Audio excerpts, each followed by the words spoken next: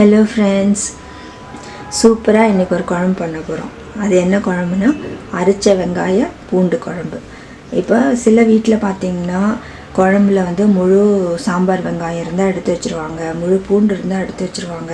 அதுவும் சின்ன பிள்ளைங்களுக்கு அதெல்லாம் ரொம்ப ஹெல்த்தி, பட் சாப்பிட மாட்டாங்க. இப்போ அவங்களுக்கு அது மாதிரி இருக்கிறவங்களுக்கு இப்போ நம்ம அரைச்சி விட்டுட்டோன்னா அவங்களுக்கு அதில் எதுவும் எடுக்கிறதுக்கு இல்லை. அதனால் இப்போ இந்த குழம்பு நம்ம ரெண்டுத்தையும் அரைச்சி நம்ம குழம்பு பண்ண போகிறோம்.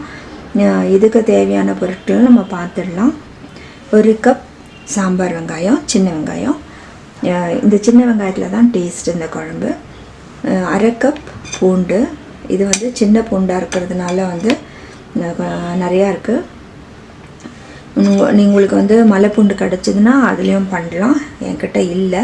இப்போ தாளிக்கிறதுக்கு கடுகு, கடலைப்பருப்பு, உளுந்து, கொஞ்சம் வெந்தயம் வச்சுருக்கேன் வாசனைக்கு.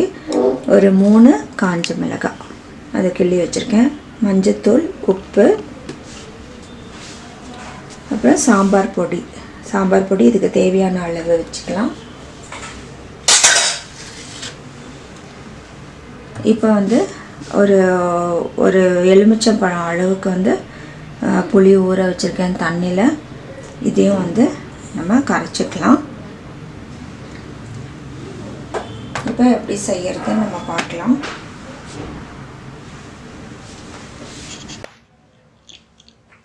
இப்போ எப்படி பண்ணுறதுன்னு நம்ம பார்க்கலாம். பாத்திரம் எடுத்துக்கோங்க. இதில் நம்ம எண்ணெய் ஊற்றிக்கலாம்.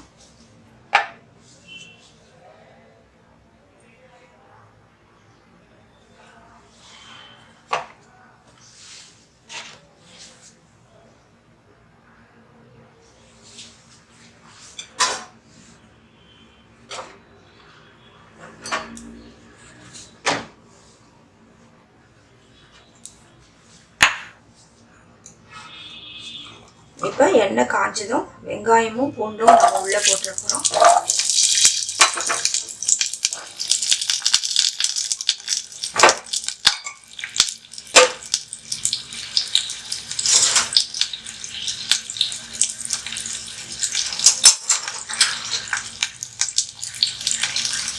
இதை நம்ம கொஞ்சம் வதக்கி விடலாம்.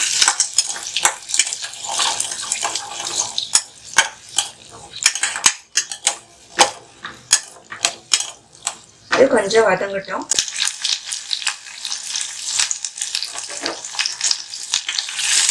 நல்லா வதங்கின பின்னாடி நம்ம பாதி எடுத்து அரைச்சிக்கலாம். பாதி இதிலே இருக்கட்டும். சில பேருக்கு பிடிக்கும், சில பேருக்கு பிடிக்காதவங்களுக்கு இந்த வெங்காயம் எல்லாமே ஊற்றிக்கிட்டோம். இன்னும் கொஞ்சம் வதங்கணும். இப்போ நல்லா வதங்கிடுச்சுக்காங்க. இந்த மாதிரி கொஞ்சம் ப்ரௌன் ஆகணும். கொஞ்சம் இப்போ இது எடுத்துடலாம். இதில் பாதி நம்ம எடுத்துடலாம்.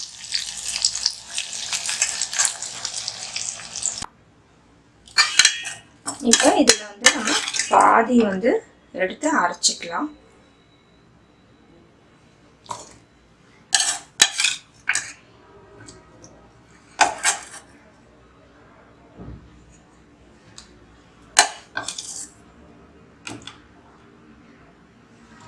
இது ஆறட்டும். ஆறின பின்னாடி அரைச்சிக்கலாம். இது ஒரு தனியாக நம்ம எடுத்து வச்சிடலாம். இப்போ நம்ம கடாயில் எண்ணெய் ஊற்றி நம்ம தாளிச்சிக்கலாம். கொஞ்சம் கடுகு போட்டுக்கலாம்.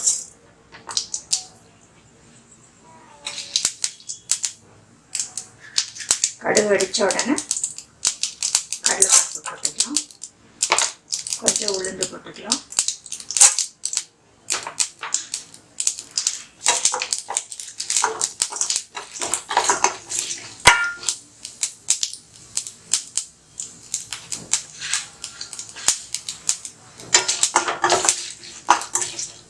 ரெண்டும் கொஞ்சம் வதங்கின பின்னாடி வெந்தயம் வெந்தயம் நல்லா வாசனையாக இருக்கும். ஆனால் நம்ம ரொம்ப போட்டோம்னா கொஞ்சம் கசக்கும். கொஞ்சமாக போடுங்க. இப்போ காஞ்ச மிளகாய் போட்டுக்கலாம்.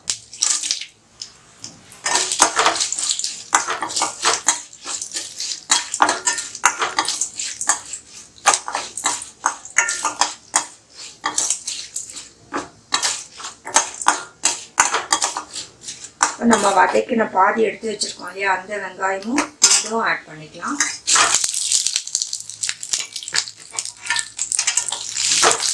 இது ஏற்கனவே வதங்கிடுச்சு. இப்போ நம்ம புளி தண்ணி கரைச்சி அதில் ஊற்றிக்கலாம்.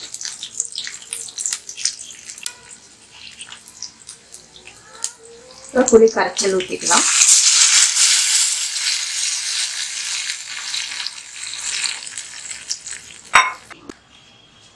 இதில் நம்ம கொஞ்சம் மஞ்சத்தூள் போட்டுக்கலாம்,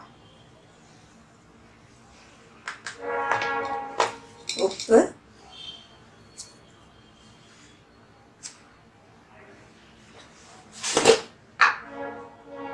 ரெண்டு ஸ்பூன் சாம்பார் பொடி போடுறேன்.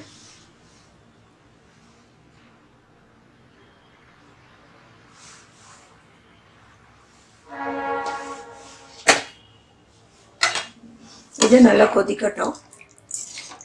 இப்போ வந்து நம்ம வெங்காயம் பூண்டை எடுத்து வச்சிருக்கோம் இல்லையா, அதை அரைச்சிக்கலாம்.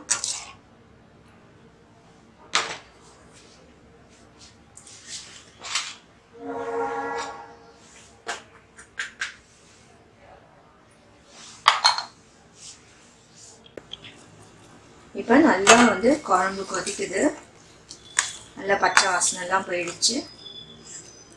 இப்போ வந்து நம்ம அரைச்சி வச்சிருக்கிற வெங்காயம் பூண்டு விழுது வந்து நம்ம ஆட் பண்ணிக்கலாம்.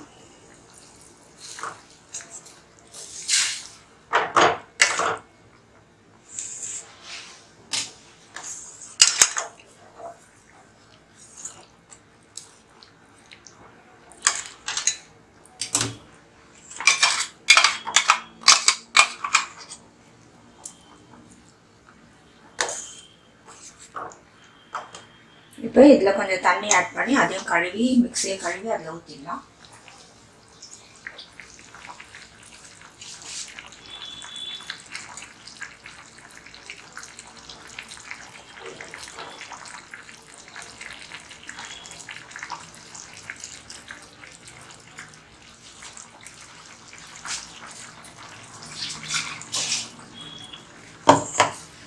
இப்போ இதை வந்து கொஞ்சம் வந்து மீடியம் ஃப்ளேமில் வச்சுக்கோங்க. இது கொஞ்ச நேரம் கொதிச்ச பின்னாடி நம்ம எடுத்துடலாம். ஏற்கனவே வந்து பூண்டு வெங்காயம் வதங்கிடுச்சு, இதனால் ரொம்ப கொதிக்கணும்னு அவசியம் இல்லை.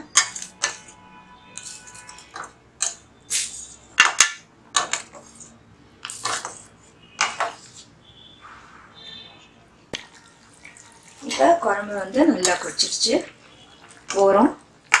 இது வந்து நம்ம ஆஃப் பண்ணிடலாம். இங்கே பாருங்கள், கொஞ்சம் தான் வெங்காயம் பூண்டு இருக்குது. நீங்கள் வந்து வெங்காயம் பிடிக்காதவங்க பூண்டு பிடிக்காதவங்களுக்கு நீங்கள் வெறும் குழம்பு மட்டும் ஊற்றி கொடுக்கலாம். இது வந்து வெங்காயம் பிடிக்கிறவங்க சாப்பிட்டுட்டு போகிறாங்க. நம்ம வந்து பிள்ளைங்களை வந்து அது வெங்காயம் சாப்பிடுன்னு கம்பல் பண்ணிகிட்ருப்போம். பட் இப்படி நீங்கள் செஞ்சு கொடுத்தீங்கன்னா அவங்களுக்கு தெரியாது. இப்போ நம்ம ஆஃப் பண்ணிடலாம்.